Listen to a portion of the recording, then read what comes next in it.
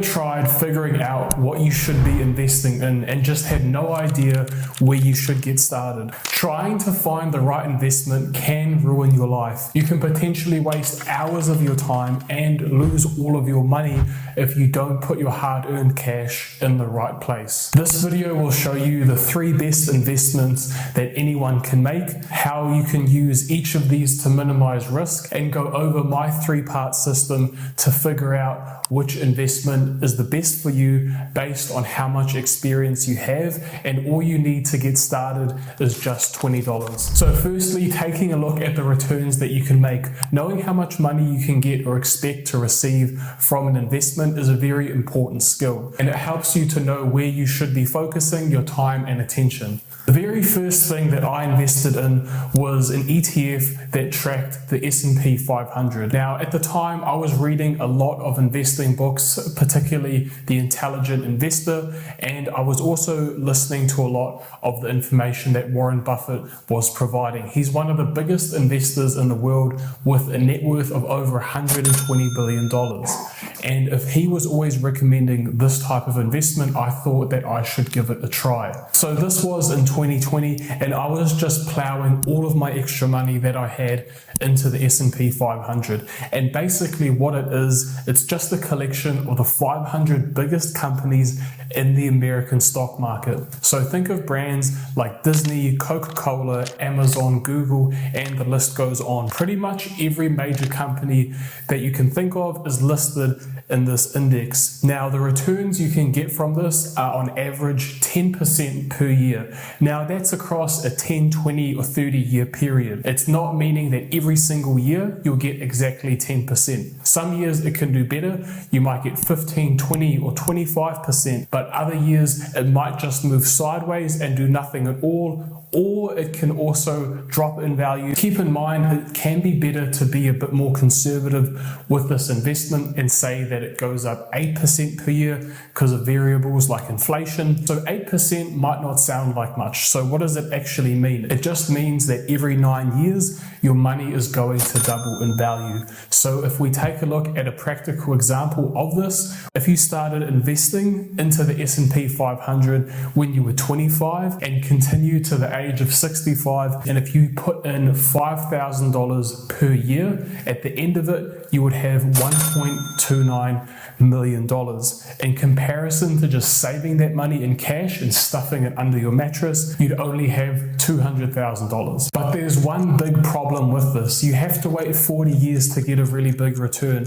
Some people might be happy with that. This 8% return is definitely far better than what you would have with a savings account with a bank, which is normally about 2, maybe 3%. So you're getting almost 4 times the value from the S&P 500. But what if you want to get money a little bit quicker and you don't want to be rich when you're retired? So that's the same opinion that I had. I thought there must be something where I can get a better return a little bit quicker. And around the beginning of 2020, there was one stock that was absolutely crushing the market and blowing the returns that you could get from the standard S&P 500 investment out of the water, and that was Tesla. I was on the fence about investing into this for quite a while. Many people were saying that the increase in price was just hype and there was no reason for it to continue, but finally in August of 2020, I made my first investment, and you can see the screenshot. I invested twice and put in a total of about $700 in the beginning. And Tesla, from the beginning of 2020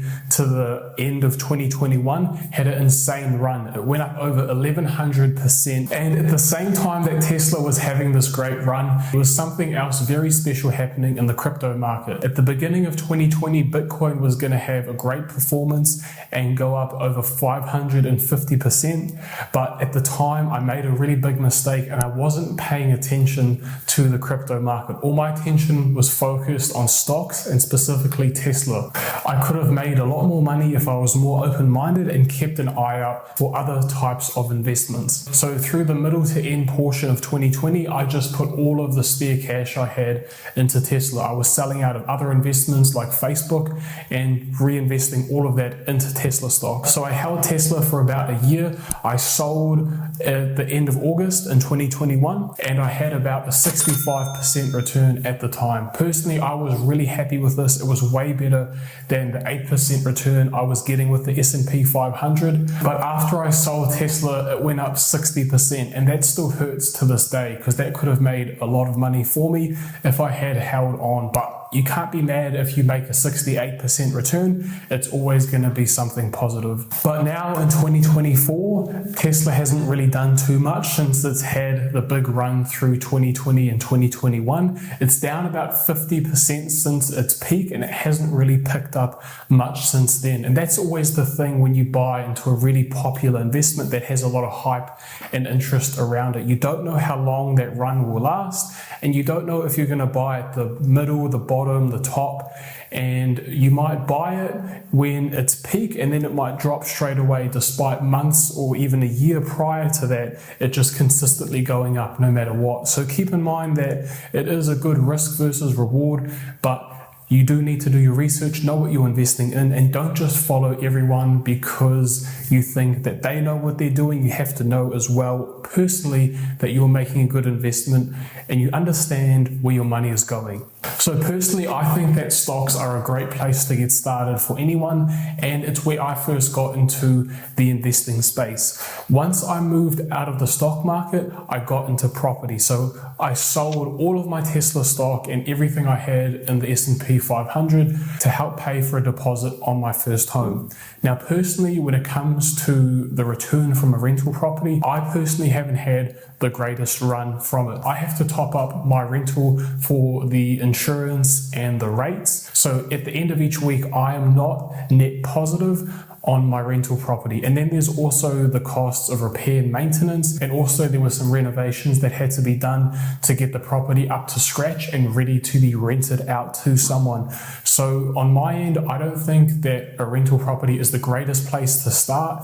Yes, you can build up equity with a bank, you can use one property as leverage to get a loan for another, but in my experience, it just takes so long to get enough money for the rental, and then there's a lot of extra costs besides just paying off the mortgage that go into holding on to that property. So as Tesla started to lose momentum, I also wanted to get back into investing as well after buying the property. So I wanted to get into the crypto market. I saw that it was doing really well and it was piquing my interest, and I thought, I've given stocks a try, property, now let me try out some crypto.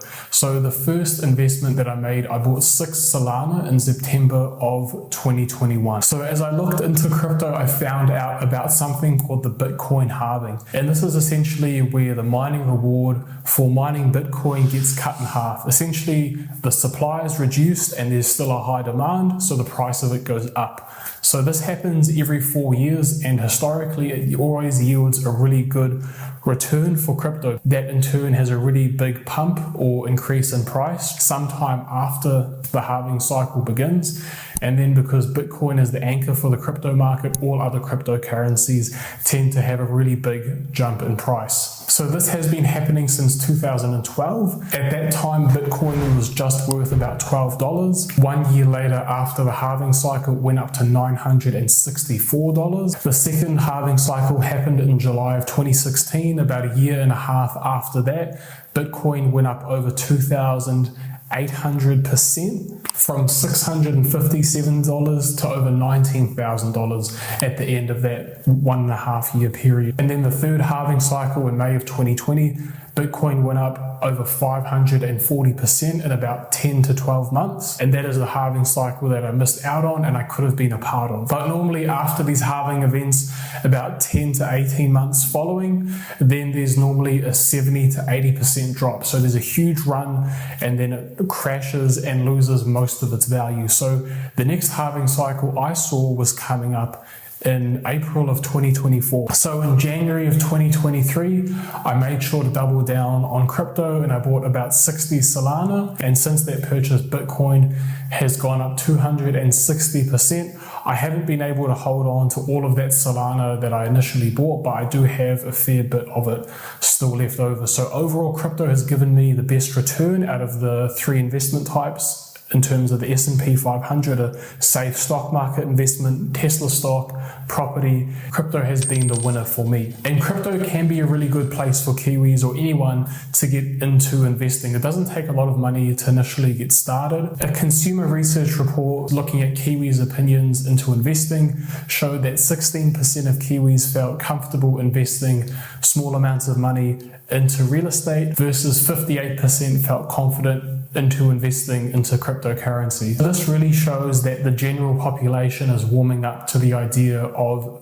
investing into crypto. But there can also be a few barriers with crypto as well, with 67% of people surveyed in the study showed that they didn't feel confident in understanding the information related to the cryptocurrency space. And if you're someone who wants to start investing on a local Kiwi exchange, then make sure to check out Easy Crypto. I've got an affiliate link in the description box if you want to sign up to their platform. They have some great features, some very cheap and competitive fees, and their own native wallet that provides excellent security. So make sure to check them out if you're interested in starting your crypto investing journey. So what about your experience level and risk tolerance? What should you be investing in out of these 3 different options? So investing can be a little bit like going to the gym. If when you first go, someone tells you that you have to weigh out every single piece of food you eat, you have to go to the gym 7 days a week, train 4 hours a day, take 3 different weight loss supplements